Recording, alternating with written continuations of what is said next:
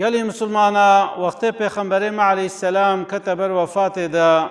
ديام فاطمة سر پیغمبر ما گریا گویا گو حیاتات تفتنگایی بزحمتی درباس بو گو وگت کتیه بر مرنه دا دیست زحمتی دکشنه سقنتی دکشنه پیغمبر ما علیه السلام گو قیزا من گو پشتی و ساعتش باوی تر سقنتی نینا الى رفیق الاعلى گو از چما با رب خوا و خود اکرام مرکیم بجد بوقت پیغمبر ما علیه السلام و شرطن دبی دیام فاطمه گو تا حضرت انس گو یا انس گو چاوا تا آخا و تسر پیغمبر چاوا دسته تا چویه دا